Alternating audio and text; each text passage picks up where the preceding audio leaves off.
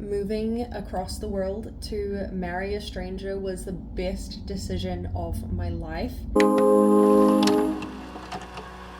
There is one question that I get asked frequently, in person and online, which is, how did you and your husband meet when he was living in Canada and you were living in New Zealand? We actually met online. And even more than that, we got married after only spending 5 weeks together in person. Today I'm going to tell you guys exactly how we met and why we thought it was a good idea to get married so quickly. On my Instagram, I asked if you guys wanted me to do a mukbang while I told this story, if you wanted me to do my hair and makeup while I told the story, or if you just wanted me to tell the story with no distractions. And a lot of people voted for me to do my hair and makeup while I tell the story. So I'm going to try and multitask during this video. Let me set the scene. It is June of 2019.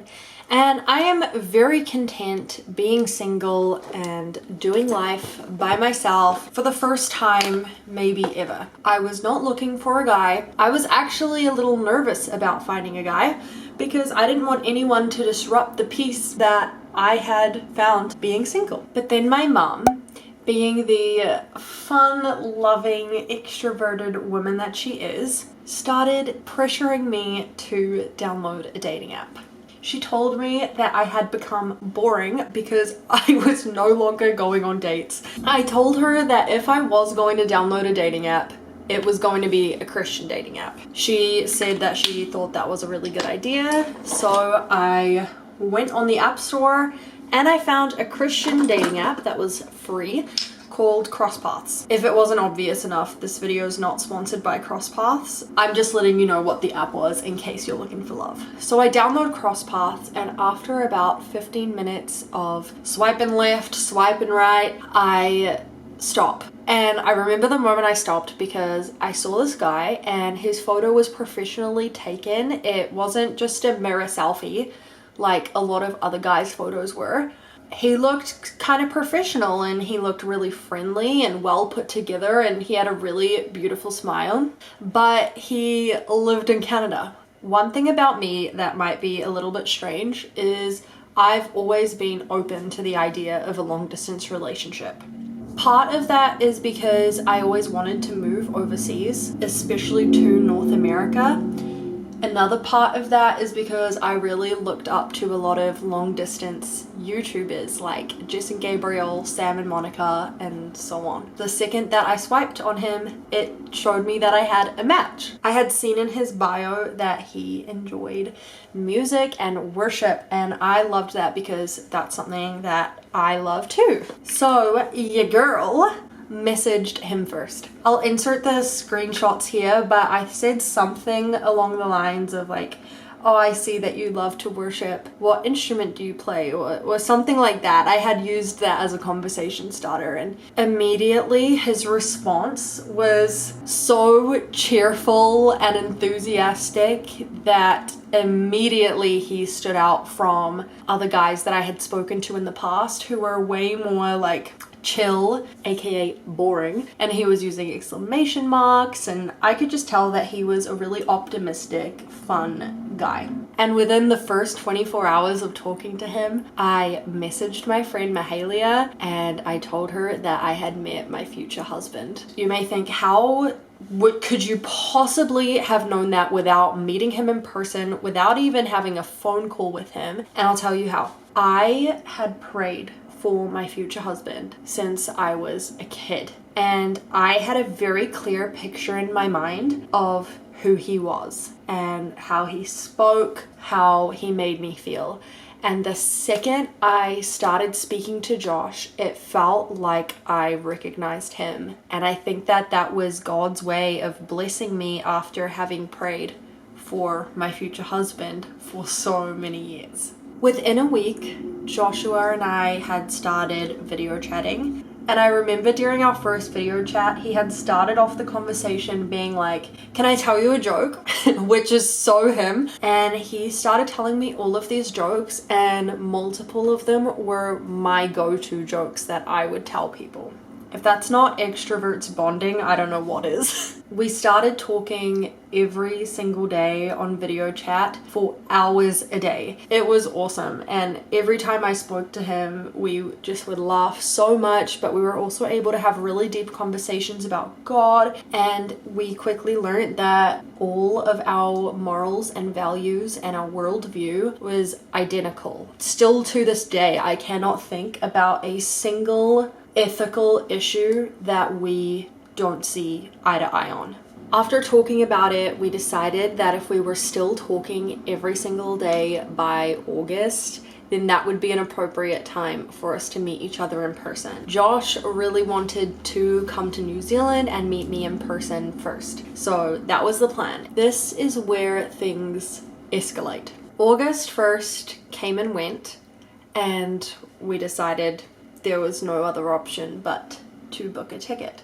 Josh started getting a little bit nervous because flights are really expensive. He'd have to take time off work, and he had already taken time off from work that year because he went to the Philippines with his friends and he didn't know how all of that would work. So it was a bit of a risk for him. He decided to pray, and he told God that he was going to ask me to pick a number between 1 and 50. And if I picked 4, it meant that I am not the right person for him and he needs to run for the hills. But if I picked 42, then it meant that I was worth pursuing and that God had a plan for us. So Josh called me up and he said, hey, this is kind of a weird question, but I want to ask you to pick a number between 1 and 50. And without hesitation, I said 42. And he freaked out.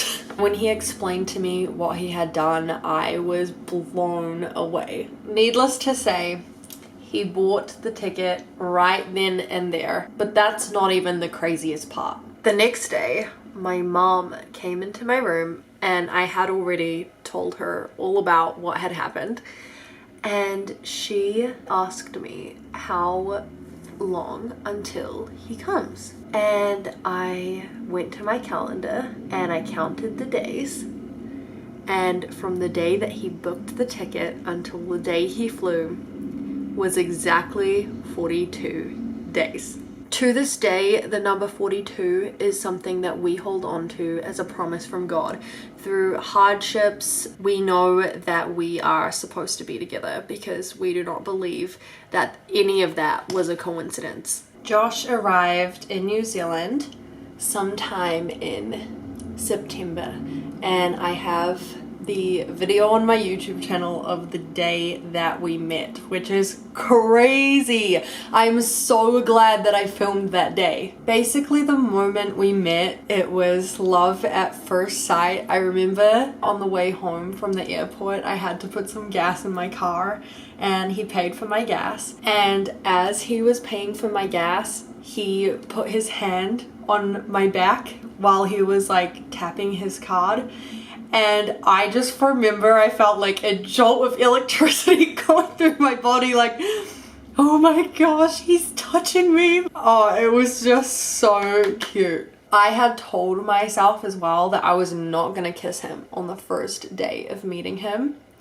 And then he came to my house, met my family, and we were sitting by the piano singing songs together. He looked at me and I was like, oh my gosh, he's about to kiss me. And all of my previous boundaries I had made for myself regarding kissing on the first day went out the window, and we just kissed right there on the piano singing together. And it was a moment that I will never forget. During that trip, we had so much fun. We vlogged a bunch together, so if you guys want to go watch those videos, you're welcome to do so. During that trip, he asked my parents for permission to ask me to be his girlfriend. No guy had ever done that before, and obviously they said yes. So he asked me to be his girlfriend, and that was when the relationship officially began. Unfortunately, because of his work schedule, he could only stay for 2 weeks. So in October, he headed back to Canada. 3 months later, we saw each other again when I flew to Canada at the end of January 2020. I stayed in Canada for about 3 weeks. I had the best time in Canada. I met Joshua's friends, family. I saw a lot of Vancouver Island, and it was just incredible, and I fell in love with Canada. But the highlight of the trip was when he proposed to me. I just remember being on cloud 9, being so excited. Remember, at this point, yes, we had been video chatting since June 2019, but in total, we had only spent like 3, maybe 4 weeks together in person. I also just remember that it was absolutely heartbreaking flying back to New Zealand. I just felt like my body was on the plane going back to New Zealand, but my heart was so not there. My heart was back in Canada, and I really did not want to be flying back. If you've been paying attention to the timeline, you'll have an idea of what happened next. Basically, as soon as I arrived home, word started spreading of a virus. Talk started happening of what if it came into New Zealand and we would have to close our borders. Like many of you, I thought nothing of it. I thought, this will blow over. It'll be just like, you know, the swine flu or Ebola, things that people thought were going to be this huge pandemic, and then it never was. That very quickly turned into 10 whole months of not being able to see each other. Those 10 months were absolutely brutal. Keeping in mind that we just hurt myself. We had no idea when we would be able to see each other again. It wasn't like we knew it'll be 10 months. We had no idea. And there was a point in our relationship where we started thinking, you know, maybe Christ would come before we saw each other again. It genuinely felt like the end of the world. We had planned to get married in New Zealand, but we had to cancel all of the plans that we had made. We had to cancel our videographer, photographer, the wedding venue, the catering company. I had already bought my dress in my optimism, thinking that this would not turn into a global pandemic. Josh tried his absolute best to get into New Zealand. He applied 5 times to make it into the country, and he was denied 5 times. I wanted to try and get into Canada, but there was no way for me to even apply to get into Canada because I wasn't an immediate family member of a Canadian citizen. I just felt like there was no way out. But then on a glorious day in November of 2020, Canada changed their regulations from only immediate family members of Canadian citizens being allowed into the country to extended family members of Canadian citizens being allowed into the country. And at the very top of that list, it read fiance. Finally, there was a way for us to be together again. So I packed my bags, and November 28th of 2020, I moved to Canada. It was insane moving during a pandemic. The airports were like a ghost town. There was like no one there, no lines, nothing. It was so weird. Sorry you guys, my camera just died, but luckily my phone has pretty good camera quality. So one thing about Josh and I is that we are Christian, and we decided that we did not want to sleep together until our wedding night. So when I moved to Canada and I had to quarantine for 2 weeks, I did it completely alone without him. I got out of quarantine on the Monday, and we got married that same Saturday, meaning that at that point we had only been together in person for 5 weeks. We had a COVID wedding with 10 people, including Josh and I. If you guys want me to make a video all about our wedding and how that was having a COVID wedding, then I'd be more than happy to do another story time all about that. A lot of people say when you know, you know. And it is so true. Moving across the world to marry a stranger was the best decision of my life. If you've made it this far through the video, thank you so much. I really appreciate you guys. And I hope that you'll subscribe and stick around. I post every single week and I cannot wait to see you guys next week. Bye.